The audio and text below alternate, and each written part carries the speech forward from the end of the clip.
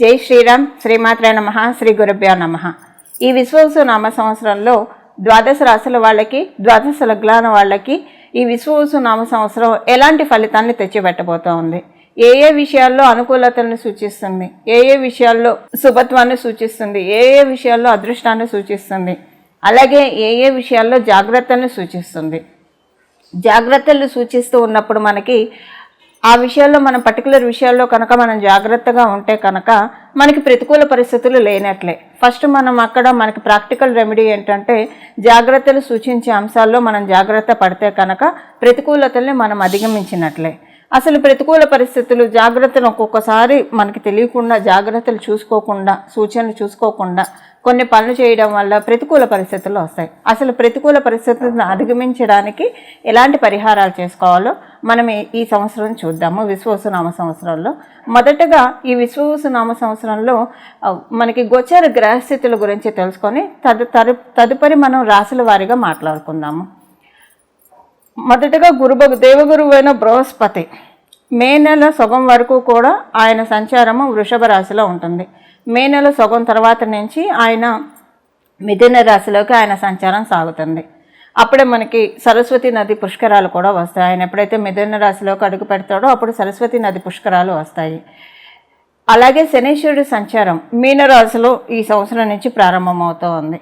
శనీశ్వరుడి సంచారం మీనరాశిలోకి రావడం వల్ల మకర రాశి వాళ్ళకి ఏలినాటి శని అయిపోతూ ఉంది.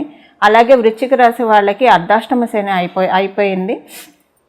కర్కాటక రాశి వాళ్ళకి అష్టమ శని అయిపోతూ ఉంది.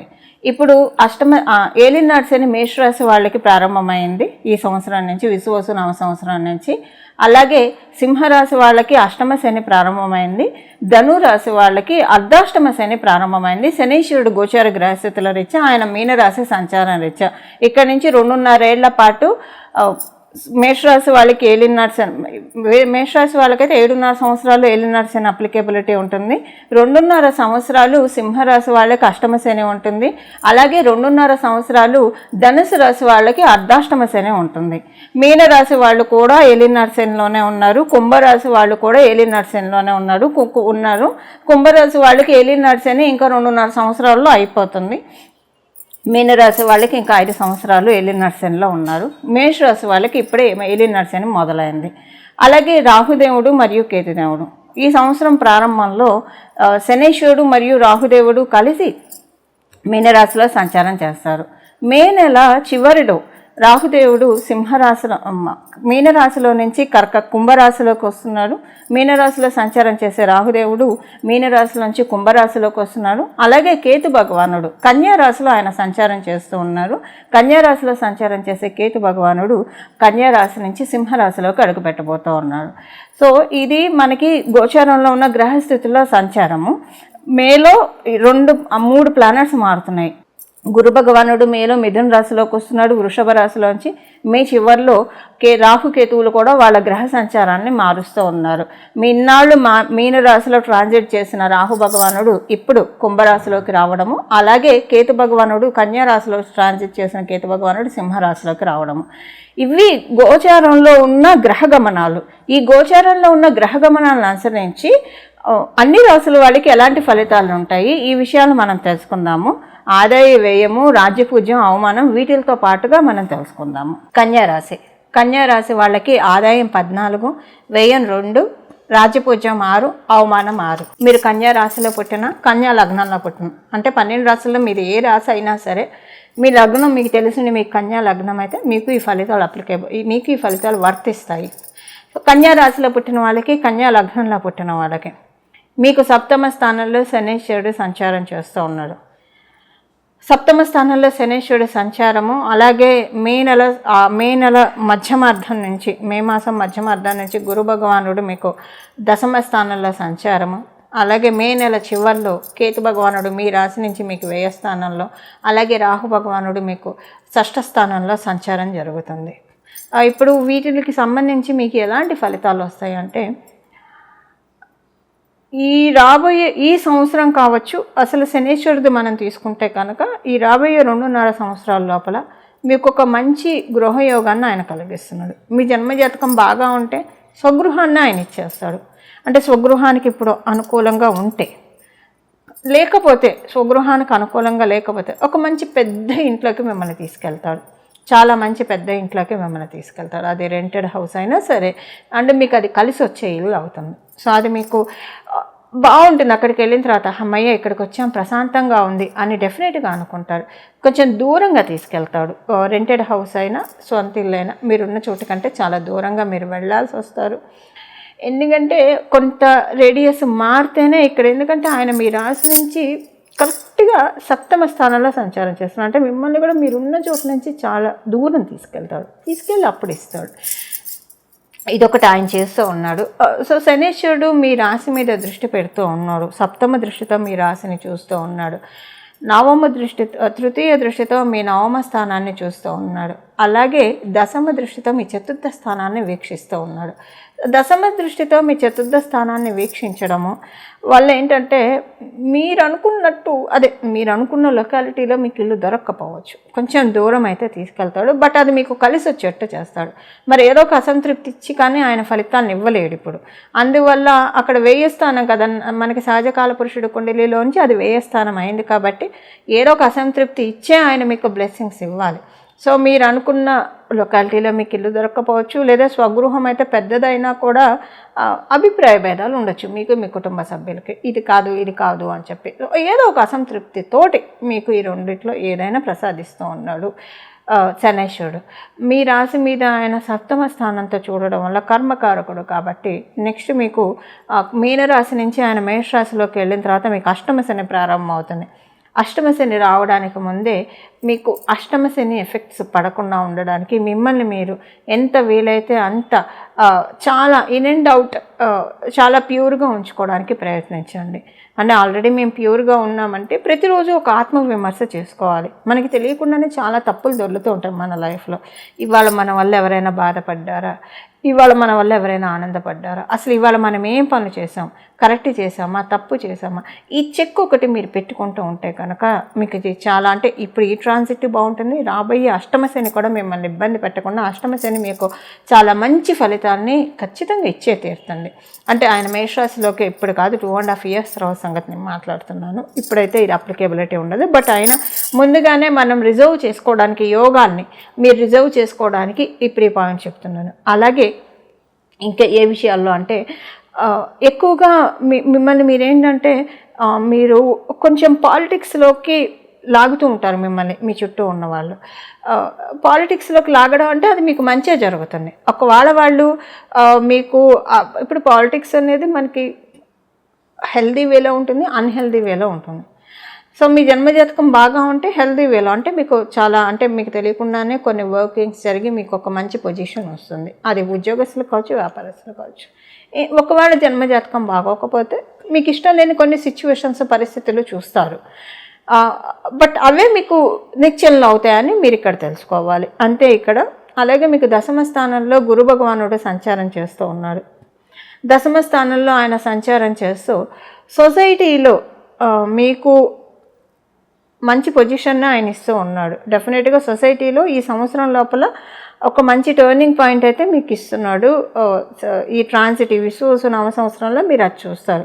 మీరు ఉద్యోగస్తులైనా వ్యాపారస్తులైనా ఒక టర్నింగ్ పాయింట్ అయితే మీకు కలిగిస్తూ ఉన్నారు. ఈ రెండు ప్లానెట్స్ కలిసి శనీశ్వరుడు మరియు గురు భగవానుడు వీళ్ళిద్దరూ కలిసి కలిగిస్తూ ఉన్నారు. అయితే ఇక్కడ రాహుకేతువుల యొక్క సంచారము మీకు వ్యయ స్థానంలో షష్ఠ స్థానంలో జరుగుతూ ఉంది. షష్ఠ స్థానంలో రాహు భగవానుడు సంచారం చాలా మంచి ఫలితాలను మీకు అందిస్తుంది. ఏ విషయాల్లో? ప్రత్యేకించి కాంపిటేటివ్ సక్సెస్. మీరు కాంపిటేటివ్ ఎగ్జామ్స్ రాసి ఒక మంచి ఉద్యోగం సాధించాలనుకుంటే మీకు అది కైవసం అవుతుంది. లేదా మీరు ఏదైనా ఒక మంచి పొజిషన్లో లైఫ్లో మీరు ఒక మంచి పొజిషన్, ఒక గోల్ పెట్టుకొని దాంట్లో మీరు రీచ్ అవ్వాలనుకుంటే అది మనమేమి ఎగ్జామ్స్ రాయగలం, మనమే కాంపిటీషన్ సెట్ చేసుకుంటూ ఉంటాం మన లైఫ్లో. అది సెట్ చేసుకోవడానికి కూడా ఇది మంచి టైం. అంటే మీరు ఏదైతే అనుకుంటున్నారో దాంట్లోకి మిమ్మల్ని తీసుకెళ్తాడు. అయితే ఇక్కడ కేతు భగవానుడు 12వ స్థానంలో సంచారం చేస్తూ ఉండడం వల్ల దైవారాధన, గుళ్ళకి వెళ్ళడము, ఆధ్యాత్మికంగా ఉండడానికి ఆయన అనుకూలతలు కలగజేస్తూ ఉన్నాడు. కానీ టెస్టింగ్స్ తోటి ఏ రోజన్నా మీరు పూజ చేసుకుందామనంటే ఆ రోజు మీకు భారంగా అనిపిస్తుంది, ఒళ్ళంతా భారంగా అనిపిస్తుంది. చేసుకోలేకపోవచ్చు. బట్ దాన్ని అధిగమించి మీరు చేసుకోవాలి. అంటే మీకు ఒళ్ళంతా భారంగా ఉందంటే దేవతా శక్తి మీ దగ్గర ఉందని అర్థము, అంతేకాని అదేదో భయపడకండి. బట్ దాన్ని అధిగమించి మీరు చేసుకోవాలి. సో ఏదైనా సరే ఆధ్యాత్మికంగా కొంత మీ ప్రయత్నం మీరు చేయాలి. ఎందుకంటే రాహు భగవానుడు ఆల్రెడీ మీకు బ్లెస్సింగ్స్ అందిస్తున్నాడు కాబట్టి కేతు భగవానుడు టెస్టింగ్స్ ఇస్తాడు. వీళ్ళిద్దరు ఒకళ్ళు అనుగ్రహిస్తే ఒకళ్ళు టెస్టింగ్ ఇస్తారు. ఇద్దరు అనుగ్రహించే జాతకాలు చాలా, అంటే వాళ్ళ ప్లేస్మెంట్, ఇప్పుడున్న ప్లేస్మెంట్ ప్రజెంట్ మనం మాట్లాడుకుంటే, అంటే మేకి ముందు మనం మాట్లాడుకుంటే కన్యా రాశిలో రాహు భగవానుడు ఉండి మీనరాశిలో కేతు భగవానుడు, లేదా ఇలాగ కొన్ని ట్రాన్సిట్స్ ఉంటాయి. ఇప్పుడు కుంభము సింహం కూడా మంచి ట్రాన్సిట్ వీళ్ళకి. ఎందుకంటే కుంభం ఈయనకి స్వక్షేత్రం అయింది రాహు భగవానుడికి, కానీ కేతు భగవానుడికి ఆయన జలతత్వ రాశుల్లోనే హ్యాపీగా ఉంటాడు, అగ్నితత్వ రాశుల్లో ఆయన హ్యాపీగా ఉండలేడు. సో ఇక్కడ ఏంటంటే మీకు ఒక ఫైర్ ఉంటుందన్నమాట. సంతానానికి సంబంధించిన విషయాల్లో బాగా అసంతృప్తి ఉంటుంది. వీళ్ళు సంతానంతో కొంత ప్రతికూలతలు ఉండొచ్చు. But end of the day మనం చూసుకుంటే సంతానం బాగుంటుంది, వాళ్ళ పురోభివృద్ధి అది చాలా బాగా ఉంటుంది. మీరు అనుకున్న పనులు రీచ్ అవ్వడానికి రాహు భగవానుడు బాగా హెల్ప్ చేస్తూ ఉన్నాడు. అయితే అవి రీచ్ అయ్యాక మీరు సపోజ్ మీకు ఏదైనా అమౌంట్ వచ్చిందనుకోండి, దాంతో మీరేవో మీ ఇంటికి సంబంధించింది మీరు చేసుకుంటారు. తగుదనమ్మా అంటూ వచ్చి క్వశ్చన్ చేసేవాళ్ళు ఎక్కువ అవుతారు. అదేదో వాళ్ళు మీకు ఇచ్చినట్లు. ఇప్పుడు ఇది అవసరమా, ఇది కొనుక్కోవడం అవసరమా, ఈ ఖర్చు అవసరమా, అది అవసరమా, అసలు మీకు భలే చికాకు వస్తుంది జనాలు అడిగే క్వశ్చన్స్ తోటి. అసలు కడుపుకి ప్రశ్నలు తింటున్నారా, అన్నం తింటున్నారా అన్నట్టు మీ చుట్టూ జనాలు వచ్చి మిమ్మల్ని అడుగుతారు ఈ సంవత్సరం. అది మీకు చాలా విసుగు తెప్పిస్తుంది. ఇదొక్క విషయంలోనే కేతు భగవానుడు మీకు ప్రతికూలత కలిగిస్తున్నాడు. ఇంకా మిగతా విషయాల్లో రాహు భగవానుడే డామినెన్స్ ఎక్కువగా ఉంది. ఆయన మీకు చాలా అనుకూలతనిస్తున్నాడు. అంటే ఓవరాల్గా చెప్పాలంటే రాహు భగవానుడు మీకు చాలా సక్సెస్ని ఇస్తున్నాడు. లైఫ్లో ఒక మంచి సక్సెస్ఫుల్ పొజిషన్లోకి రీచ్ అవ్వడానికి ఆయన నిచ్చెన వేస్తున్నాడు చక్కగా. ఆ నిచ్చెన ఎక్కుతూ మీరు పైకి వెళ్ళవచ్చు చక్కగా. అయితే ఇక్కడ ఏంటంటే ఈ క్రమంలో కొంత మీ చుట్టూ ఉన్న వాళ్ళతోటి కొంత అన్కండిషనల్గా ఎనమికల్గా కొంచెం మధ్యలో అనిపించవచ్చు. మీ జన్మజాతకం బాగా ఉండి సపోజ్ మీ జన్మజాతకంలో రాహుకేతువుల బలం బాగా ఉంటే అసలు మీకు ఈ పాయింట్ 0 అప్లికేబిలిటీ, అసలు మీకు ఈ పాయింట్ అప్లికేబిలిటీ లేదు. అండ్ ఇంకొకటి ఏంటంటే మీకు మీ జన్మజాతకంలో కనుక కుంభంలో కేతువు, సింహంలో రాహు ఉంటే ఇది మీకు ఇంకా చాలా మంచి ఫలితాలను ఇస్తుంది. మీకు రాహుకేతువుల బలం ఉన్నా, లేదా కుంభంలో రాహువు కుంభంలో కేతువు సింహంలో రాహు ఉన్నా ఇది మీకు చాలా మంచి ట్రాన్సిట్, అసలు చాలా మంచి ఫలితాన్ని మీకు తెచ్చి పెట్టబోతుంది అని చెప్పడంలో ఏ విధమైన సందేహము లేదు. కన్యా రాశిలో పుట్టిన వాళ్ళకి గురు భగవానుడి ఆశీస్సులు చాలా బాగా ఉంది. ఆయన మీ చతుర్థ స్థానాన్ని సప్తమ దృష్టితో చూస్తున్నాడు. అలాగే మీకు షష్ఠ స్థానాన్ని కూడా ఆయన నవమ దృష్టితో చూస్తున్నాడు. పంచమ దృష్టితో మీ ద్వితీయ స్థానాన్ని చూస్తూ ఉన్నాడు. సో ఏంటంటే మీకు ఇంట్లో అనుకూలమైన పరిస్థితులు, ఆర్థికంగా కొన్ని మంచి మార్పులు, అలాగే మీరు అనుకున్నవన్నీ రీచ్ అవ్వడానికి ఒక్కోసారి మనం జీవితంలో అనుకున్నవన్నీ ఈజీగా సాధించేస్తారు. చాలామంది చూడండి వాళ్ళ జీవితంలో అనుకోవడమే తరువాయి అవి సాధించేస్తూ ఉంటారు. అంటే వీళ్ళకి లక్కు బాగా ఉంది, వీళ్ళు అదృష్టవంతులని మనం అనుకుంటూ ఉంటాం కొంతమందిని చూసి. ఇప్పుడు మీరు ఆ కోవలో ఉన్నారు. మీరు కన్యా రాశిలో పుట్టిన, కన్యా లగ్నంలో పుట్టిన మీరు ఇప్పుడు ఆ కోవలో ఉన్నారనమాట. అది మీది సన్స్ అయినా అవ్వచ్చు, మూన్స్ అయినా అవ్వచ్చు, మీ లగ్నం కావచ్చు, ఏదైనా సరే మీరు ఇప్పుడు ఆ కోవలో ఉన్నారు. మిమ్మల్ని మీరు అదృష్టవంతులుగా, మనల్ని చూసి 10 మంది మనం అదృష్టవంతులు అని చెప్పినా ఒక్కొక్కసారి వాళ్ళకి తెలుస్తుంది లోపల వాళ్ళు ఎంత నలుగుతున్నారు. బట్ మనకి మనం అనుకోవడం చూసారా, అది రియల్ అయిన అదృష్టము. సో అలా మనకి మనం అనుకునే టైం ఈ విశ్వవసు నామ సంవత్సరంలో ఉంటుంది ఖచ్చితంగా. ఈ రాశిలో పుట్టిన వాళ్ళకి, ఈ లగ్నంలో పుట్టిన వాళ్ళకి ఉంటుంది ఖచ్చితంగా. అది సన్స్ అయినా అవ్వనండి, మూన్స్ అయినా అవ్వనండి, ఉంటుంది ఖచ్చితంగా. మనకి మనం అదృష్టవంతులు అనుకున్నట్టు మన చుట్టూ ఉన్న వాళ్ళు కూడా మనల్ని అదృష్టవంతులుగానే పరిగణిస్తారు. సో అంటే ఒక రకంగా సంతృప్తి, ఆనందము ఈ రెండు కూడా ఈ విశ్వవసు నామ సంవత్సరంలో చాలా బాగా ఉన్నాయి. కన్యా రాశి, కన్యా లగ్నంలో పుట్టిన వాళ్ళకి శనేశ్వరుడు కూడా మీకు మంచి ఫలితాన్ని అందజేస్తూ ఉన్నాడు. ఒక మంచి బిగ్ హౌస్ ఈ 2.5 yearsలో ఆయన ఎప్పుడైనా ఎనీ టైం అయినా ఇవ్వచ్చు. స్వగృహం అయితే స్వగృహం, అది బిగ్ హౌస్ కావచ్చు, ఏదైనా ఇస్తాడు. అది అద్దెల్లో అయితే మటుకు డెఫినెట్గా పెద్ద ఇల్లు ఇస్తాడు. బట్ మిగతా విషయాల్లో అంతా కూడా అనుకూలతల్ని మీకు కన్యా రాశిలో పుట్టిన వాళ్ళకి, కన్యా లగ్నంలో పుట్టిన వాళ్ళకి కలిగిస్తూ ఉంది ఇప్పుడున్న గోచార గ్రహస్థితులు. ఒక్క ఉద్యోగస్తులకి ఏంటంటే మిమ్మల్ని గ్రాంటెడ్గా తీసుకుంటారు. మీ చుట్టూ ఉన్నవాళ్ళు వాళ్ళ పనులు కూడా మీరు చేయాల్సి వస్తారు. వ్యాపారస్తులకైతే ఈ విషయం అప్లికేబిలిటీ ఉండదు, మీకు బాగుంటుంది వ్యాపారం. ఉద్యోగస్తులు అయితే కనుక మీకు టెస్టింగ్ పీరియడ్ కొంచెం ఉంటుంది. మీ చుట్టూ ఉన్న వాళ్ళు మిమ్మల్ని బాగా వాడుకుంటారు. సో అది మీకు తెలుస్తూనే ఉంటుంది కబుర్లు చెప్పి వాడుతూ ఉన్నారని, కానీ మీరు దాన్ని ఖండించలేకపోతారు. బట్ ఏదైనా మనం ఓరిమి పడితే కాలం మనకి అన్నిటికీ సమాధానం చెప్తుంది. అలా సమాధానం చెప్పే టైం ఇది. సో టైం ఇది. బట్ ఏదైనా కొంత మీరు యూజ్ అవ్వబడతారు ఉద్యోగస్తులు అయితే. బట్ ఏదైనా ఎండ్ ఆఫ్ ద డే మనం చూసుకుంటే ఈ ఇయర్ లోపల ఒక మంచి టర్నింగ్ పాయింట్ వ్యాపారస్తులతో పోలిస్తే ఉద్యోగస్తులకి ఎక్కువగా ఉంది. ఇద్దరికీ ఉంది. వ్యాపారస్తులకి నిదానంగా వస్తుంది, ఉద్యోగస్తులకి చాలా మంచి తొందరగా వస్తుంది టర్నింగ్ పాయింట్. ఇవి ఈ సంవత్సరము కన్యా రాశి వాళ్ళకి ఉన్న ఫలితాలు. అయితే ఇప్పుడు చేసుకోవాల్సిన పరిహారం చూద్దాం. వెంకటేశ్వర స్వామి వారి ఆరాధన చేయడము.